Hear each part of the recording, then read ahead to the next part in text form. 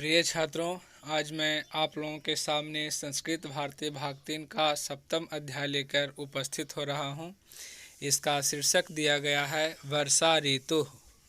इस चैप्टर में हम लोग वर्षा ऋतु के बारे में विशेष जानकारी प्राप्त करेंगे और साथ ही साथ यह भी ज्ञान प्राप्त करेंगे कि हमारे देश में कितनी ऋतुएं होते हैं, यह कब आता है, बरसात का मौसम कब आता है और इसके आने से क्या क्या फ़ायदे हैं, क्या नुकसान हैं, ये दोनों चीज़ के बारे में पढ़ेंगे। और साथ ही साथ इस समय हमारे देश में कौन कौन से त्यौहार मनाए जाते हैं।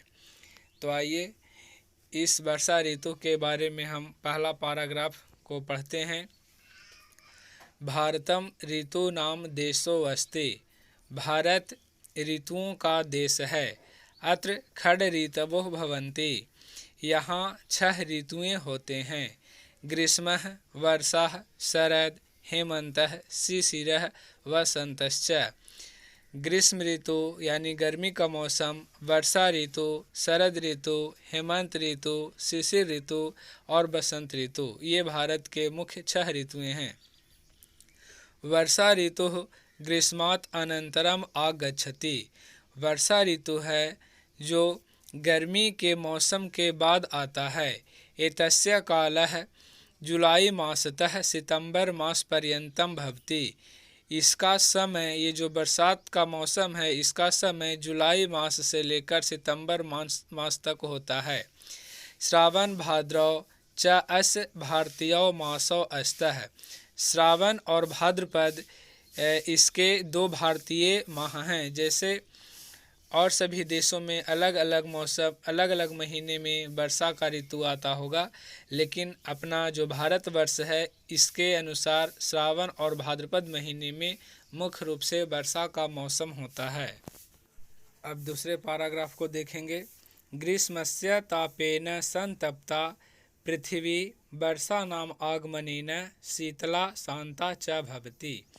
गर्मी के मौसम में तपी हुई धरती, जो पृथ्वी गर्म हो जाती है, बिल्कुल व्याकुल सी होती है, वह वर्षा के आने से ठंडी और शांत हो जाती है और सभी जगह हरी भरी दिखाई देने लगती है। आकाशः कृष्णः मेघः आच्छन्नः भवति। आकाश जो होता है, आसमान, वो काले बादलों से ढक जाते हैं, ढके होते हैं। मेघेषु विद्युत प्रकाशते। बादलों में विद्युत चमकती है, यानी प्रकाश, जिसको हम लोग बिजली कहते हैं, वो बिजली चमकने लगती है। मेघाः गर्जन्ति। बादल गरजने लगते हैं। वृष्टि जलेन नद्याः तडागाः कूपाश्च पूरिताः भवन्ति। वृष्टि जलेन यानी बारिश के जल से नदियाँ, तडागाः मतलब तालाब, कूपाश्च और कुएं जो होते हैं पूरी तरह से भर जाते हैं। पृथ्वी हरितर घासः आच्छादिता भवति। पृथ्वी है जो हरे भरे घासों से ढक जाती है। सभी तरफ चूँकि बारिश की जल से हरियाली फैल जाती है, इसलिए पृथ्वी है जो हरे भरे घासों से ढक जाती है। वृक्षेषु लतासु च नवीनानि पत्राणि आगच्छन्ति। वृक्षों में और लताओं में नए नए पत्ते आ जाते हैं। प्रकृति शोभना नारीव शोभते। प्रकृति है जो नारी की तरह शोभने लगती है। मयूराः मेघान् दृष्ट्वा नृत्यन्ति मंडूकाश्च कुर्दन्ति रटन्ति च। मोर जो होते हैं वो बादलों को देख करके नृत्य करने लगते हैं, नाचने लगते हैं, और मेढक कूदने लगते हैं, रटने लगते हैं।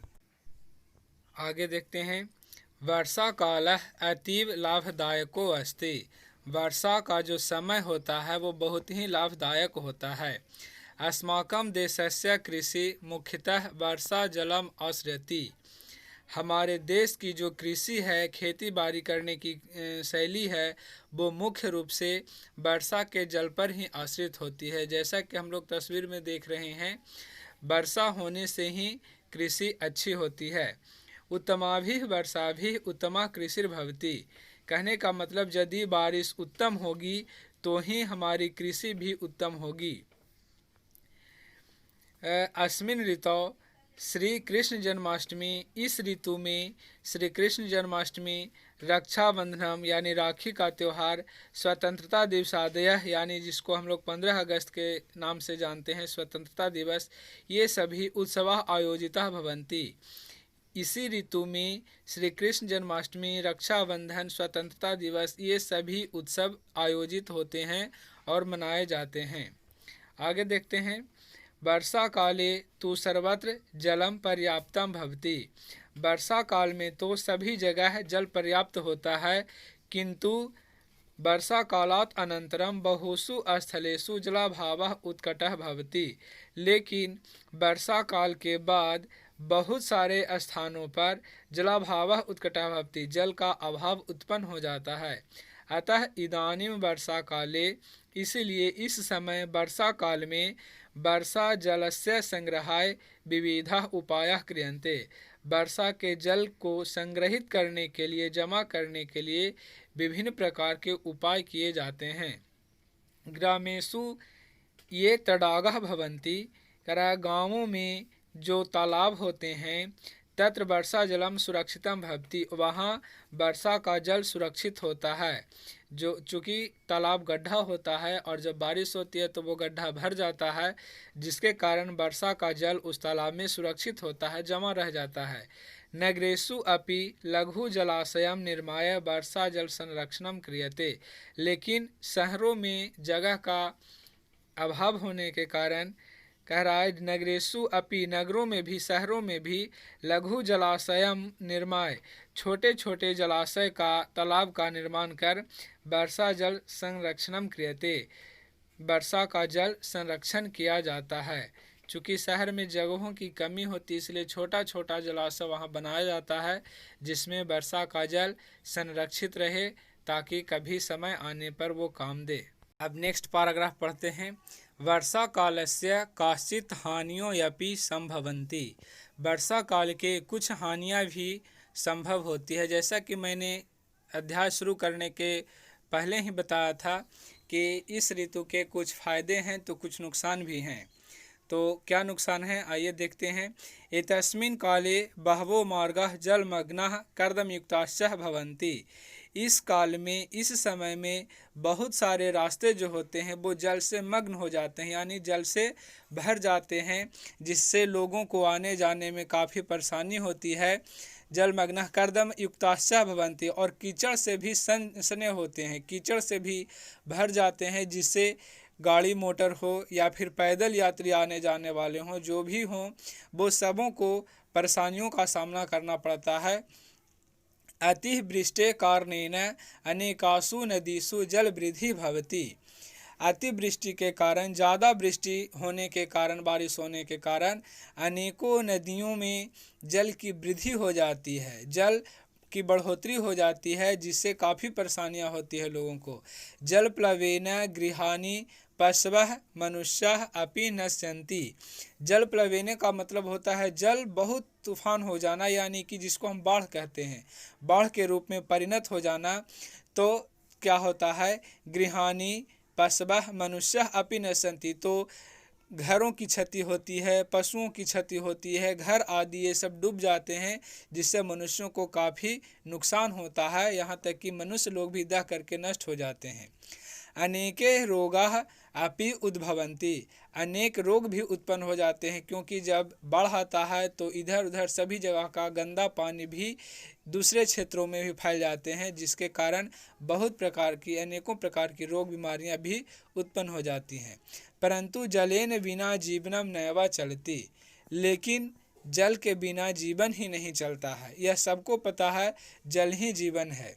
अतः वर्षा ऋतुः प्राणिनां कृते शुभदायकः अस्ति। इसीलिए वर्षा ऋतु प्राणियों के लिए शुभदायक है। जैसा कि सब जानते हैं, जल ही जीवन है। जल यदि अस्वच्छ भी हो तो भी नुकसान से ज़्यादा वो फ़ायदा ही देता है। इसीलिए जल के बहुत सारे फ़ायदे हैं। वर्षा ऋतु के आने के थोड़ा सा कुछ कहीं कहीं पे नुकसान होता है, लेकिन उससे ज़्यादा कई गुना हम लोगों के लिए फलदायक है। इसीलिए कहा गया है वर्षा ऋतु सभी प्राणियों के लिए शुभ फलदायक है। तो छात्रों, इस प्रकार से अपना यह सप्तम अध्याय वर्षा ऋतु संपन्न हुआ। मैं समझता हूँ आप लोगों को यह समझ में आया होगा, और अगर कुछ कहीं पे कठिन शब्द मिला होगा तो मैं यहाँ पे आप लोगों के लिए शब्द संग्रह दे रहा हूँ, जिससे आप याद कर सकते हैं, याद करके फिर से रिवीजन कर सकते हैं। 2 भाग में यह शब्द संग्रह दिया गया है। अगर यह चैप्टर आप लोगों को समझ में आया हो तो अपने साथियों के साथ शेयर करें। चैनल को सब्सक्राइब नहीं किया है तो चैनल को सब्सक्राइब कर लें, क्योंकि एक और खुशी की बात यह है कि मैं ये सभी चैप्टर का क्वेश्चन आंसर भी बनाकर अपलोड करने वाला हूं। तो आप लोगों को क्वेश्चन आंसर भी मिल जाएगा, तो कोई समस्या नहीं रहेगी। आराम से आप लोग चैप्टर का तैयारी घर पे कर सकते हैं, क्योंकि शब्द संग्रह है, चैप्टर का अर्थ है और अब क्वेश्चन आंसर। इसलिए wish you all the best. Thank you, that's all. इसे सब्सक्राइब करके शेयर करें।